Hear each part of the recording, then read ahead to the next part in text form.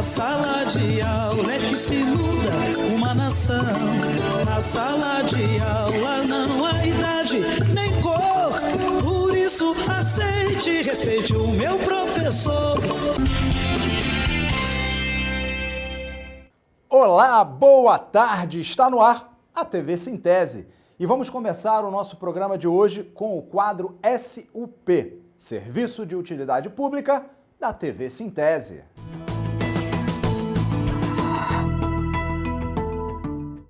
Atenção para essa grande notícia! Estudantes poderão se matricular em tempo parcial no Colégio Estadual Felisbelo Freire. O Colégio Estadual Felisbelo Freire está entre as 42 unidades de ensino da rede que seria transformada em Centro Experimental de Ensino Médio de Tempo Integral. Diante de toda a mobilização e da demanda apontada pela comunidade escolar, a Secretaria de Estado da Educação, o CEED, assegurou que garantirá a matrícula tanto para o tempo integral quanto para o tempo parcial. A matrícula para aqueles que optarem por estudar em tempo parcial será feita na Secretaria do Colégio Estadual Felisbelo Freire nos dias 21 e 22 de maio, ou seja, segunda e terça-feira da próxima semana. Para estudantes que já estão na rede estadual, serão nos dias 23 e 24 de maio. Então, se você pretende estudar no Colégio Estadual Felisbelo Freire em tempo parcial, não perca essa oportunidade. Muito bem, esse foi mais um SUP, Serviço de Utilidade Pública da TV Sintese. Fiquem agora com a segunda parte da entrevista com as doutoras Silvana Bretas, da Universidade Federal de Sergipe, e Elza Ferreira, do Instituto Federal de Sergipe, que irão continuar a conversa conosco sobre os problemas da Base Nacional Comum Curricular. Prestem bem atenção que o assunto é muito importante para a comunidade escolar. A gente se vê depois da vinheta. Até já!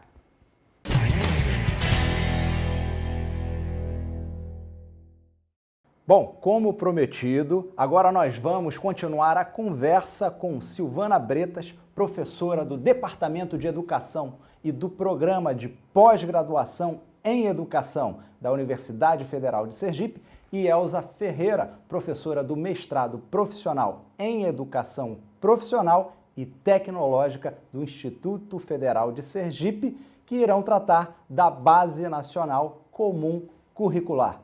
Bom, senhoritas, vamos continuar o nosso bate-papo, então? Bora lá. Quero até fazer um gancho para essa realidade que a gente tem, capenga, de falta de material, de falta de estrutura, de falta de alimentação, de falta de apoio ao professor, e pegar o gancho para falar do ensino médio em tempo integral. Ou seja, agora querem empurrar, desconsiderando inclusive a realidade das comunidades, onde tem aquele menino que precisa sustentar a família, tem que trabalhar, estudar, tem que conciliar isso tudo. E agora o ensino médio de tempo integral vem exigir que seja aplicado, sem dar condições nem alternativa, e com a realidade de falta de estrutura, educação, a gente conhece. Queria fazer um gancho para a gente comentar isso aqui também. A reforma do ensino médio que aconteceu em fevereiro de 2017 é uma crueldade. Não é algo equivocado, não, é uma crueldade. O que ela propõe? Aquela conversa de que o aluno não precisa estudar todas as disciplinas, né? Ele já pode ir pensando num itinerário formativo, então se ele é mais da humanas, fazer escolhas. Se ele é mais da humanas, né? Vamos para humanas, se ele é mais tecnológico, ele pode... mais uma vez, é uma maquiagem muito mal feita, né? Colocada para a sociedade, e a sociedade brasileira, ela precisa se envolver mais com a educação, né? Os pais precisam perceber mais isso, né? Com relação à educação dos seus filhos, né? Se informar bastante a respeito disso. Então, o estudante ele vai terminar um ensino médio sem dominar as tecnologias, sem dominar áreas de exatas. Mas como que no mundo de hoje a gente sai sem um conhecimento mínimo de matemática, de física, de química, né? E ele vai estar com um respaldo legal. tanto o sistema de ensino quanto a escola, agora ninguém vai poder cobrar dessa escola ou desse sistema de ensino que não ensinou outros conhecimentos básicos para o aluno. Vamos lembrar que ensino médio é educação básica. E o nome diz, é básica porque são conhecimentos para todos nós. Para qualquer cidadão, ainda que ele não pretenda fazer uma carreira acadêmica, que ele queira trabalhar em questões mais técnicas, mas qualquer cidadão tem o direito de ter conhecimentos básicos para se mover nessa sociedade de conhecimentos, né? Para entender como essa sociedade funciona. Hoje nós temos uma sociedade altamente tecnológica e com muito aporte científico. Né? Qualquer um que tem um celular aqui, nós somos usuário de um aparelho que tem muito conhecimento científico aplicado nisso. Então, a gente vai se tornando meros usuários, sem o mínimo de compreensão do que isso acontece. E isso vai tendo implicações em toda a nossa vida, em toda a nossa vida. A ciência hoje está no nosso cotidiano e quanto menos a gente conhece sobre ela, menos a gente pode pôr limites, inclusive, para o conhecimento científico. Porque quem tem que fazer isso é a sociedade, não é o político, não é nem mesmo a sociedade acadêmica. A sociedade acadêmica ela tem um papel de desenvolver o conhecimento. Mas quem pode falar, olha, para por aí um pouquinho porque está indo demais, é a sociedade. Mas se essa sociedade não estiver preparada para isso, ela fica à mercê dessa discussão. E você tem razão, porque menos conhecimento significa menos bem-estar. Menos bem-estar. Quando você fala em educação integral ou integrada, no mínimo seria até incoerente se eu me manifestasse contra. E professor nenhum é contra a educação em tempo integral, não existe isso. Até que o governador passado, Jacques, tentou desconstruir isso. Professor nenhum é contra a educação, ensino médio em tempo integral. O problema é que não tem condições nem estrutura. Pois é. E há uma sutil diferença também aí em educação integral e tempo integral. Porque, às vezes, o que o governo está prometendo é o tempo integral, que significa colocar o aluno lá de manhã e de tarde. A educação integral é uma outra coisa. Significa dizer que você vai ter matrizes curriculares dialogando entre si, significa dizer que o aluno vai ter uma formação técnica, mas ao mesmo tempo vai ter uma formação humanística, que é o que o Frigoto, o que Dermival Saviani preconizam como trabalho com princípio educativo, como educação politécnica, como educação unilateral. E isso não está posto nesses últimos documentos que o governo tem nos apresentado. Então, vai aí uma grande diferença. Nós, do Instituto, por exemplo, nós tentamos dar o ensino integral, ou integrado, mas quando eu olho para as nossas irmãs, as escolas irmãs, rede estadual e rede municipal, eu digo assim, mas como o Estado vai conseguir dar se nós temos uma precariedade de laboratórios? Aliás, nós temos uma precariedade até de professores. Onde estão os professores de música? Onde estão os professores de pintura? E aí eu já quero aproveitar um outro gancho. Mas ela me deu um gancho que eu não posso perder agora. Fique à vontade. Carreira, professor e professor, trazendo para a nossa realidade. A carreira dos professores e professores está sendo destruída. A gente não tem, na verdade, um plano de carreira. Acabou. Esse será o pior cenário da educação sergipana? Sergipana e brasileira. Né? Sergipana e brasileira. Há um processo muito destrutivo em termos de plano de carreira. Os sindicatos que, por força da reforma trabalhista hoje, perde a sua força de organização, né, e de negociação junto aos nossos patrões, que geralmente é o Estado, né, em diferentes esferas, mas é o Estado. E um dado que nós não podemos esquecer, a emenda constitucional 95, que limitou os gastos com os gastos sociais. Nós temos uma gastos básicos, né? Nós temos, então, estudos de financiamento da educação que fizeram o seguinte raciocínio. Se a PEC fosse aplicada lá em 96, 20 anos depois, como estaria o investimento da educação? Então, ele sobrepôs 96 até 2016 e mostrou efetivamente os investimentos que aconteceram nesse período. Então, nós vamos ver que em 2013, por exemplo, a gente tem um pico no investimento, e depois ele vai baixando um pouco em 2014, e depois vai descendo. Com a aplicação, daí ele sobrepõe os dados, né, imaginando a PEC lá em 96. A linha é assim, ó, é reta, de 96 até 2016, de investimento em educação. Nesse tempo, aumenta o contingente, em 20 anos aumenta o contingente de pessoas que entram para o sistema educacional, e mais ainda, toda a educação que avança, ela sempre é mais cara que a educação anterior. Hoje nós defendemos a educação inclusiva, né? Dentre as inclusões, as pessoas com deficiência. Então, se um aluno surdo entra na sala de aula, é o direito dele, o direito inalienável de ter um intérprete. Ainda que o professor saiba línguas de sinais, só que a língua de sinais, você precisa ter um curso mesmo, para ter um domínio, para ser um intérprete. Se você apenas fez na sua formação uma disciplina ou duas, fez cursos, etc., você consegue falar o básico com a pessoa surda, mas você nunca chega a ser um intérprete.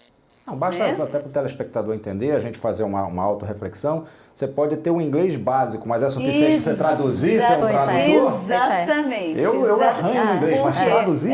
Vamos entender a língua de sinais como qualquer outra língua. Sim, né? Exatamente. Ela não é verbal, mas ela é uma língua. Né, com um sistema, com uma organização, suas nuances, com as suas regionalidades, etc. e tal.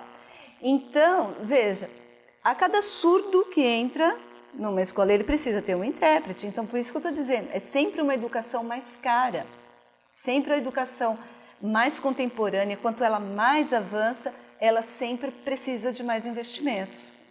Então, a PEC não, que agora é EC, né, uma emenda constitucional, ela, primeiro que ela acaba com o Plano Nacional de Educação, ele está inviabilizado para acontecer.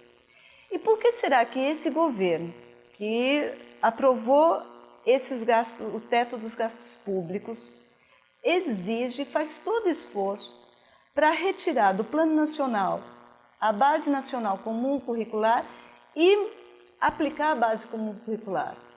Mas ele não deu financiamento. Dentro desse próprio plano, ele acabou com a viabilidade do Plano Nacional de Educação. Então, ele diz como quer, ele diz o que quer, ele quer a meta, o resultado, mas não dá. Eu nunca sei se isso é contradição ou se isso é perversidade. Isso. Quando você pergunta... Você é alienação pura e simplesmente. Quando você pergunta se é o pior momento do professor, eu não sei porque eu não tenho aí parâmetros históricos, mas se a gente fosse bem pontual agora... Como é que fica o professor que estava lecionando espanhol, se espanhol é retirado? Como é que ficam os professores que estavam ensinando filosofia e sociologia, que não são mais matrizes curriculares? Na BNCC aparece, ou na reforma do ensino médio, aparece como práticas curriculares. Essa é a confusão que eu estava falando. Então, ela deixa de ser disciplina, isso, mas práticas curriculares, mas o termo disciplina também está lá. O termo itinerário formativo também está lá. Então, o legislador, ele confunde quem vai aplicar a lei, quem está fazendo a lei. Então, é um momento muito difícil. Então, a gente não sabe exatamente como... Então, por isso que a gente está se encontrando, fazendo reuniões, fazendo discussões em torno disso. Porque o momento é realmente difícil para o ser professor, sabe? Eu gostaria de colocar mais duas grandes questões.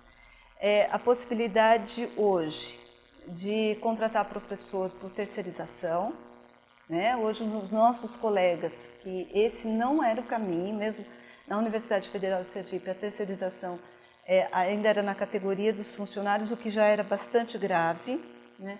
Agora, nós podemos ter colegas profissionais com mestrado e doutorado, mas contratado por uma empresa de prestação de serviços. Isso nas redes de ensino também. E nós recebemos notícias nesse meio tempo, de 2016 para cá, que nos alerta muito. Como, por exemplo, um prefeito de Santa Catarina, de uma cidade de Santa Catarina, que colocou em leilão público a oferta de aulas. E aí o nome da aula era alguma coisa, era educação física, mas tipo assim, práticas corporais e esportivas, colocava um outro nome. O profissional que oferecesse o menor valor, ele ganharia as aulas, então. Foi leiloado, né? Como pregão de leilão público para comprar cadeira, para comprar...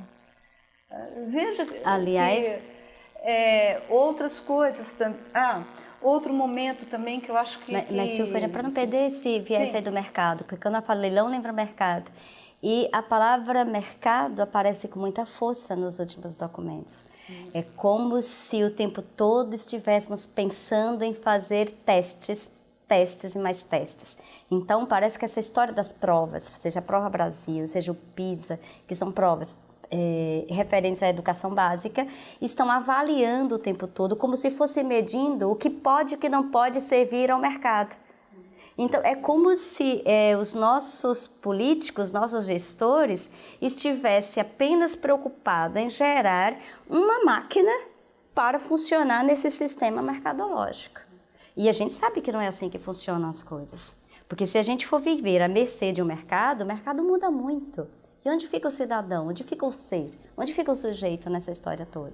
Só porque eu lembrei quando você falou de leilão, né? Com certeza, com certeza. A BNCC, principalmente a terceira versão, ficou muito centrada na mão de especialistas e de empresas e de fundações. Uma crítica que a gente costuma fazer é que nós havíamos aprendido, não ainda de forma plena, mas nós estávamos aprendendo a discutir, a participar, a refletir. Anteriormente, quando você perguntou à professora Silvana se 2 anos é muito ou pouco, 2 anos é muito quando você quer discussão com quem entende de sala de aula. E quem entende de sala de aula é a professora. Está lá. E eu estou utilizando o feminino a propósito, porque no ensino fundamental nós temos 90% de mulheres ali. Então, elas que sabem a sala de aula. Agora, 2 anos, eu diria para você que é muito, porque o governo publicou a BNCC, a terceira versão, em 1 mês de discussão. 1 mês de discussão você não vai encontrar em nenhum país do mundo, algo que se discuta, um documento que serve para toda uma nação em 1 mês. Então, isso é recorde. Então, os seus 2 anos manda aí... quem pode, obedece quem tem juízo, E é o que estão tentando fazer. Uma informação que a sociedade precisa saber. Essa última versão, a terceira versão, foi contratada a Fundação Vanzolini, que já havia feito o projeto no estado de São Paulo, né, junto ao governo do PSDB. O estado de São Paulo apostilou o seu ensino e até agora não teve nenhum resultado importante em termos de desempenho educacional. O estado de São Paulo, apesar de toda a sua pujança econômica, etc. e tal, fica também na lanterninha internamente no Brasil em termos de rendimento educacional. Eu não sei se eu posso acrescentar uma coisa, Claro. mas eu quero acreditar que a gente não está no pior momento de ser professor, sabe? Porque onde há opressão, também há resistência. E os professores e as professoras estão estudando, estão se encontrando, estão se reunindo, estão cientes da responsabilidade que tem. Acho que a nossa responsabilidade tem aumentado. Então, em contrapartida, se esse momento tem sido muito cruel, em contrapartida a gente tem visto muita solidariedade. E eu penso que nesse sentido os professores nós vamos conseguir virar o jogo. A gente vai ter essa reviravolta, essa volta, digamos assim. Então, eu aposto nisso. Acho que a sociedade está começando a compreender o que é o melhor para ela, sabe? Eu quero acreditar nisso. Sabe o que é o melhor disso tudo? É ver você falando com essa empolgação, levando em consideração a realidade que vivemos e ainda com esse brilho nos olhos e felicidade. Muito obrigado, professor. Nada, obrigada. Bom, e a TV Sintese vai ficando por aqui, mas a gente volta no próximo sábado, se Deus quiser. E Ele há de querer. Tchau, pessoal! Na sala de aula é que se muda uma nação. Na sala de aula não há idade.